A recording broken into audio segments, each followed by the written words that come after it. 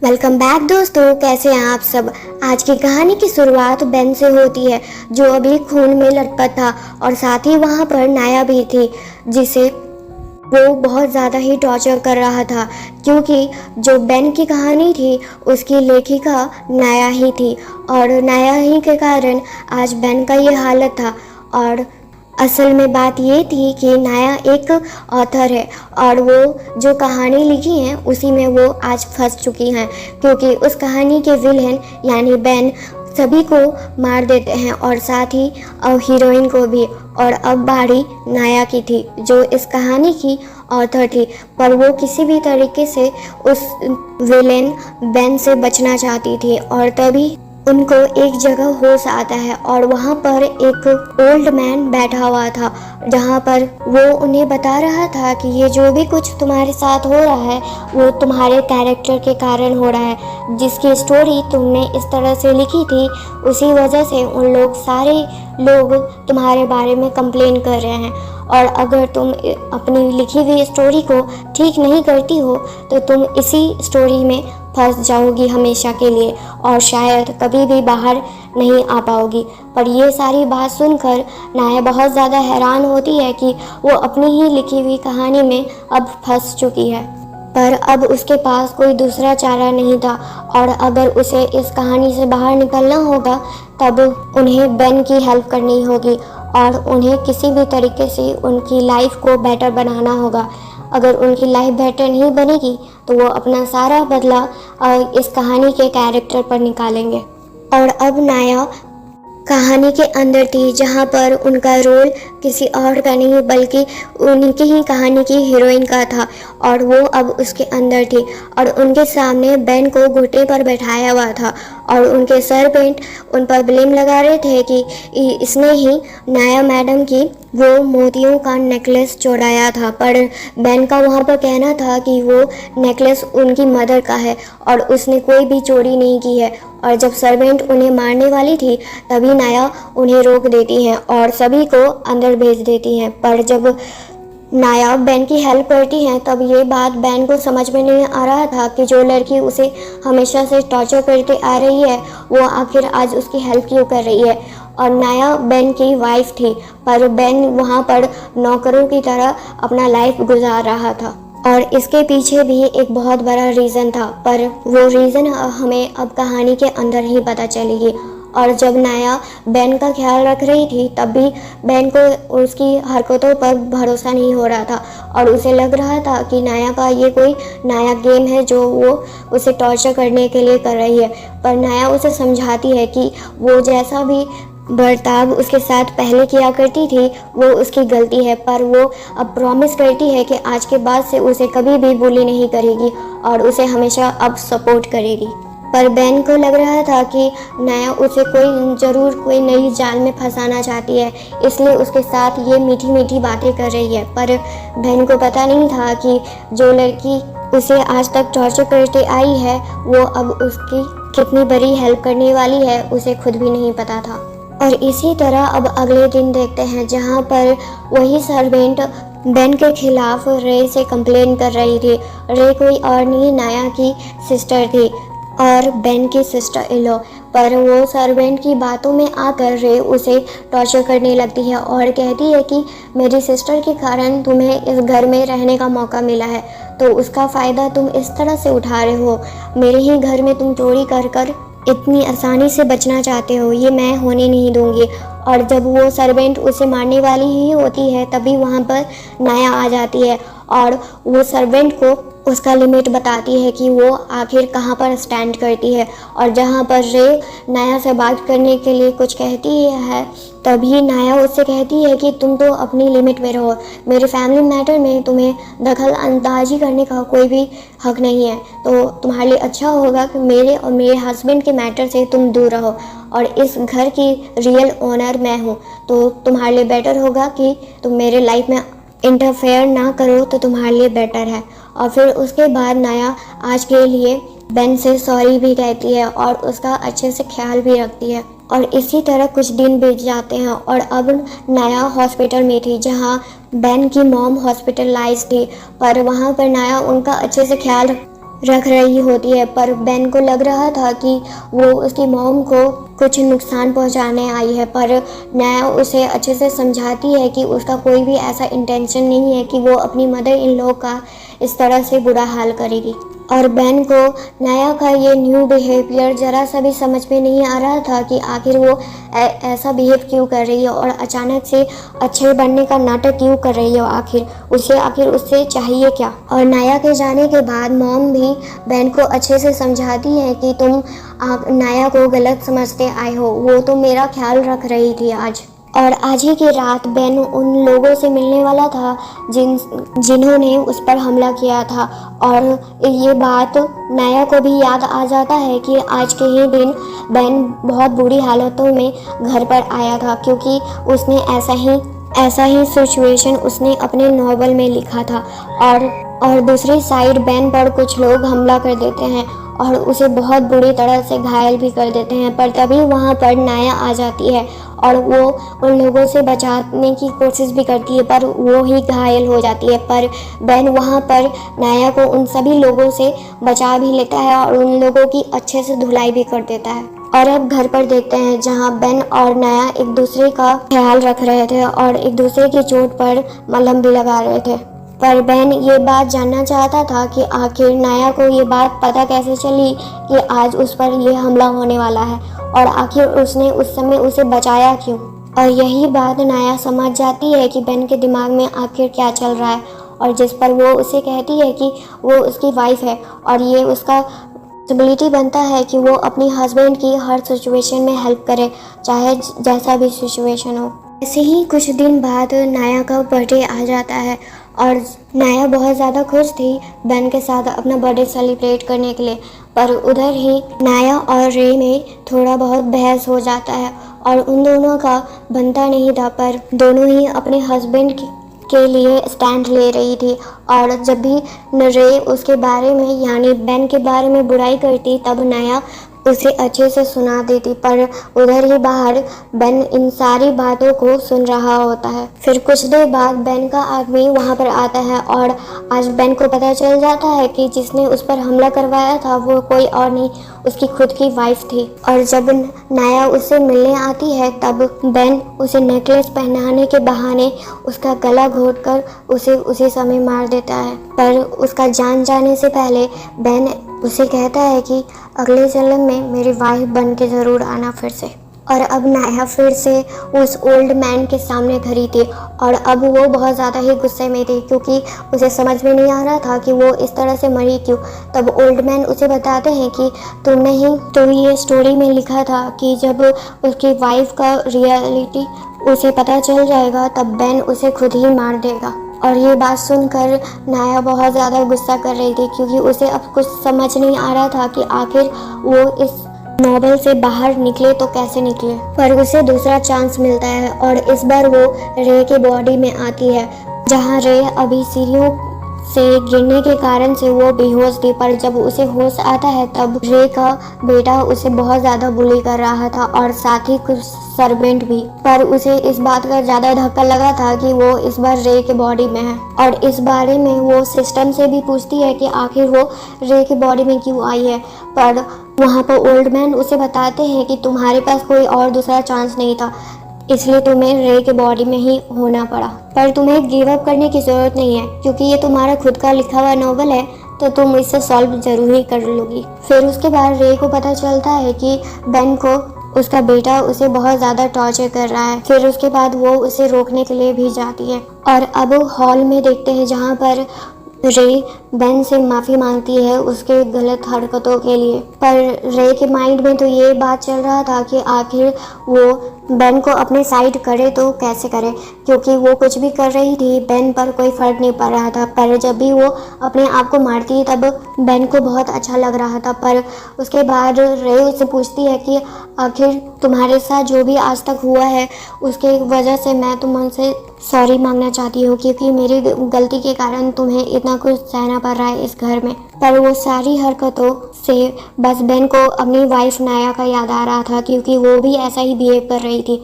पर अब बेन को ये बात समझ में नहीं आ रही थी कि क्या सही में कोई मरने के बाद दोबारा दूसरे के बॉडी में आ सकता है या इसके पीछे इस फैमिली का कुछ नया आइडिया है उसे फंसाने का। बेन का बस एक ही मोटिव था, जो भी आज उसके फैमिली के साथ हुआ था उसे बदला लेना था साई फैमिली से, और उस फैमिली में जो भी कुछ है और जो लोग भी हैं उन सबको वो अच्छे से सबक सिखाना चाहता था। और इसी तरह जब रे उसका ख्याल रख रही थी तब बेन उससे कुछ सवाल करता है और उससे कहता है कि तुम अपना रियल फेस मुझे दिखा सकती हो, आखिर तुम चाहती क्या हो, तुम सीधे पॉइंट टू पॉइंट बात कर सकती हो मुझसे।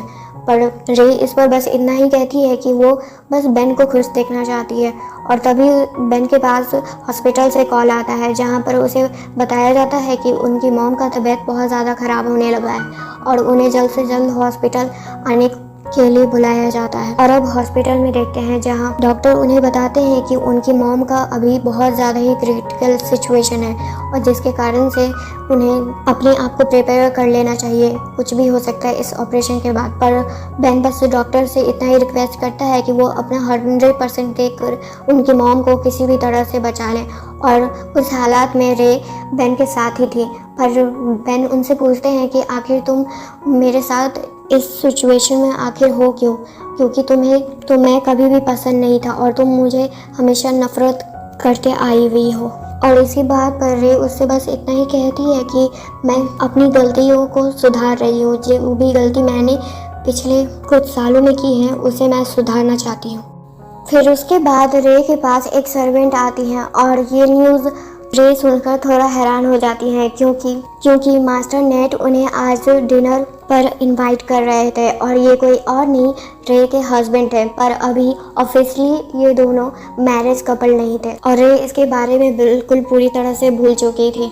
और अब डिनर पार्टी में रे बिल्कुल अनकंफर्टेबल फील कर रही थी, पर नेट रे को देखकर बहुत ज़्यादा खुश था और उसके साथ आज नाइट स्पेंड करना चाहता था। पर रे किसी भी तरह से वहाँ से भाग जाती है, पर अभी भी नेट उसका पीछा कर रहा था और इसी बीच बेन रे की मदद भी करता है। पर जब मास्टर नेट बेन और रे को एक साथ देखते हैं तब ये बात उन्हें बिल्कुल भी अच्छी नहीं लगती है कि आखिर ये दोनों एक साथ क्या कर रहे हैं। फिर उसके बाद जब मास्टर नेट रे को ड्रिंक करने के लिए कहते हैं तब उसका ड्रिंक बेन पी लेता है और उसके बाद वो दोनों वहाँ से चले जाते हैं। पर अब बेन अपने होशो आवाज़ में नहीं था और वो रे के बहुत करीब आकर उसे किस करने ही वाला होता है, पर रे को ये बात थोड़ा अनकंफर्टेबल फील हो रहा था और वो समझ नहीं पा रही थी कि आखिर उसका दिल इतना जोरों से क्यों धड़क रहा है, क्या वो सही में बेन को प्यार करने लगी है। पर अभी भी उसके माइंड में अपने वर्ल्ड में वापस जाने का ही बात घूम रहा था। और इसी तरह से अगली सुबह हो जाती है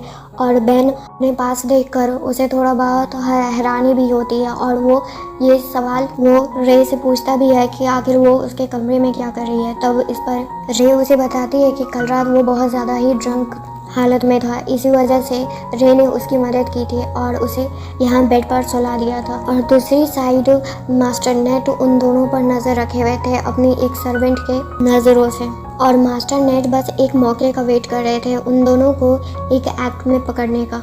और इसी तरह से जब रे किसी जगह पर जा रही होती है तभी वो एक कार एक्सीडेंट देखती है और उस कार एक्सीडेंट में कोई और नहीं बल्कि इस नॉवल के रियल हीरो थे मिस्टर गू, और रे उनकी हेल्प भी करती है। फिर उसके बाद जब मिस्टर गू को होश आता है तब वो उस पर्सन को ढूंढना चाहते थे जिसने उनकी जान बचाई है। और इधर दूसरी साइड बेन और रे एक साथ शॉपिंग करने के लिए गए हुए होते हैं और अब बेन रे के साथ बहुत ज़्यादा खुश था, वो उसके चेहरे से पता चल रहा था। और ये बात रे के लिए बहुत अच्छा था क्योंकि जिस तरह से बेन उसे खुश रहेगा उसी वजह से वो फाइनली अपने वर्ल्ड में वापस जा पाएगी। और अब बेन के बर्थडे पार्टी में देखते हैं जहाँ पर रे उसका बर्थडे बहुत अच्छे से सेलिब्रेट कर रही थी और वैसे ही सेम उसे अच्छा भी लग रहा था बेन को खुश देखकर, क्योंकि उसे पता चल गया था कि वो अब बेन को चाहने लगी है और उसका अपने आप से एक प्रॉमिस था बेन के लिए कि वो जब अपने वर्ल्ड में वापस जाएगी तब वो बेन का स्टोरी पूरी तरह से चेंज कर देगी और उसे एक अच्छी लाइफ देगी। और अब अगले दिन देखते हैं जहाँ पर रे किसी जगह पर जा रही होती है पर तभी कुछ लोग उसे किडनैप कर लेते हैं और किडनैपिंग के प्लेस पर अपने आप को देखकर रे बहुत ज़्यादा हैरान थी और उसे समझ में नहीं आ रहा था कि आखिर बेन ने उसके साथ ऐसा क्यों किया। वो तो अब उसके साथ इतने अच्छे से बात कर रही थी, उसके साथ इतना अच्छा बिहेव कर रही थी और उसके बिहेवियर से भी लग रहा था कि बेन अब उसे कुछ नहीं करेगा। तो आखिर इस किडनैपिंग के पीछे रीज़न क्या है। पर तभी वहाँ पर मिस्टर वू आ जाते हैं और रे को उन लोगों से बचा लेते हैं। और अब घर पर देखते हैं जहाँ बेन उसका वेट कर रहा था और मिस्टर गो रे को वहाँ पर लेकर आते हैं। पर रे अब थोड़ा सा उदास भी थी क्योंकि उसे लग रहा था इस किडनैपिंग के पीछे बेन का ही हाथ है। बाद बेन का आदमी उसे आज के सिचुएशन के बारे में बताता है कि आखिर रे के साथ क्या क्या हुआ। पर बेन को तो पता था कि इन किडनैपिंग के पीछे उसका कोई भी हाथ नहीं है और वो रियल पर्सन को खोजना चाहता था जिसका रे के किडनैपिंग के पीछे हाथ था। फिर उसके बाद जब बेन रे का हालचाल देखने जाता है तब उसे एक बात का कंफर्म हो जाता है कि वो रे नहीं बल्कि नाया है और इस बारे में वो रे से भी कहता है। पर रे इस बात को साफ मना कर देती है क्योंकि उसे लगता है कि अगर वो सच बताएगी तब बेन और ज़्यादा गुस्सा हो जाएगा और उसे कुछ समझ नहीं आने के कारण वो उसे फिर से मार देगा। फिर उसके बाद अगले दिन सभी लोग लंच पर बैठते हैं जहाँ पर ब्रदर यानी बेन के ब्रदर मास्टर नेट फिर से रे के साथ चीजी होने का कोशिश कर रहे थे जो रे को बिल्कुल भी पसंद नहीं था। और मास्टर नेट बेन को कुछ कंपनी का प्रोजेक्ट सॉल्व करने के लिए देते हैं। और फिर कुछ दिन के बाद का समय देखते हैं जहाँ पर बेन के डैड और मास्टर नेट के डैड उसी प्रोजेक्ट के सिलसिले में बेन पर बहुत ज़्यादा गुस्सा कर रहे थे क्योंकि वो प्रोजेक्ट फेल हो चुका था और मास्टर नेट सारा ब्लेम बेन पर लगा देते हैं और अपना सारा गुस्सा वो बेन पर उतार रहे थे और फादर उनकी कोई भी हेल्प नहीं करते हैं इसमें। और उसी घायल हालत में बेन अपनी सजा काट रहे थे जो उनकी गलती थी ही नहीं उसमें। और ऐसी ही एक रात बेन जब रे के बहुत करीब थे तब रे उन्हें वार्न करती है कि उनके ब्रदर का नज़र उन दोनों पर है, अगर वो ऐसा कुछ गलती करेंगे तो वो उनको इसका बहुत बड़ा भुगतान भरना पड़ सकता है। और उस घायल हालत में भी रे बेन के साथ ही थी और इसी वजह से बेन और ज़्यादा रे के करीब आ रहे थे। पर रे को एक बात का टेंशन था कि आखिर वो अपने वर्ल्ड में कब जाएगी, जिस पर सिस्टम उससे कहता है कि अगर वो अपने टास्क को जल्द से जल्द पूरा कर लेंगी तो वो अपने वर्ल्ड में बहुत जल्द पहुंच सकती हैं। और इसी बीच रे को एक आइडिया मिलता है कि अगर वो बेन को अपने प्यार में ले आती हैं तब शायद उनका ये प्लान पास हो जाए और वो अपने वर्ल्ड में पहुंच जाए। और अब अगले दिन देखते हैं जहाँ पर मास्टर नेट का पार्टी था और रे उनकी हेल्प करना चाहती थी कि ताकि वो भी अपना नेटवर्क बढ़ा सके और कंपनी में एक ऊंचा पोस्ट को हासिल कर सके। में जब रे के साथ एक बदतमीज इंसान बहुत बुरा बिहेव कर रहा था तब वहाँ पर बेन आकर रे का साथ देते हैं और उस बदमाश आदमी को वहाँ से भगा देते हैं। पर तभी वहाँ पर एक लड़की एक सर्वेंट को जानबूझकर बुली किए जा रही थी और अपना सारा गलती उस सर्वेंट पर लगा रही थी। पर वहाँ पर बेन आकर उस लड़की का हेल्प करता है यानी उस सर्वेंट का, और कोई वो आम लड़की नहीं थी, इस कहानी की रियल हीरोइन थी। पर रे को इस बात से बहुत बुरा लग रहा था जब बेन किसी और की हेल्प कर रहा था। फिर उसके बाद जब रे और वही सर्वेंट एक दूसरे के साथ बात कर रहे थे तब वहाँ पर वही लड़की आकर जानबूझकर रे और उस सर्वेंट को धक्का दे देती है और उन दोनों को बचाने के लिए मिस्टर वू और बेन दोनों ही पानी में कूद जाते हैं। पर बेन उस सर्वेंट को बचाते हैं और मिस्टर वू रे को। और अब तो रे का बहुत बुरा हाल था, उसे बहुत ज़्यादा बुरा लग रहा था और वो अपने आप को समझा रही थी कि स्टोरी बिल्कुल सही जा रहा है। और उसी रात रे उस लड़की को अच्छे से सबक सिखाती है जो भी उसने आज उन दोनों के साथ किया था। और अब अगले दिन देखते हैं जहाँ पर रे अभी भी बेन से गुस्सा थी पर बेन उनका ख्याल रखने के लिए उनके पास आते हैं। और अब रे उनका स्कोर अच्छे से देख पा रही थी जो अब 99% पूरा हो चुका था। पर तभी वो बेन के हाथों में चोट देखती है और वो उसके लिए बहुत टेंस हो जाती है। फिर उसके बाद जब वो बाहर उस चीज़ के लिए मेडिसिन लेने के लिए जाती है तब उस समय वो सिस्टम से भी बात करती है कि वो जब 99% बेन का स्कोर पूरा हो चुका है तब क्या वो अपने वर्ल्ड में वापस जा सकती है, जिस पर सिस्टम उससे कहता है कि बस तुम्हें 1% चाहिए और उस 1% होने के बाद तुम अपने वर्ल्ड में वापस जा सकती हो। और जब रे वापस अंदर रूम में आती है तो वो मोतियों का नेकलेस उसे देखकर उसे बस नाया का याद आता है और वो उस समय सब कुछ बोल देती है कि जब वो नाया की बॉडी में थी तब बेन ने उसे इसी से मारा था। और ये सारी बात बेन सुन लेता है क्योंकि वो बस उस समय सोने का एक्टिंग कर रहा था और अब बेन को रे का असलियत जानना था कि आखिर वो है कौन रियल में। पर अब रे को मरते वक्त वो सब कुछ याद आ रहा था, अपना दोनों लाइफ याद आ रहा था कि उसके साथ क्या क्या हुआ था और इसी तरह से कहानी एंड हो जाती है। थैंक यू दोस्तों ये स्टोरी को लाइक करने के लिए और मेरे चैनल को सब्सक्राइब करने के लिए। Thank you.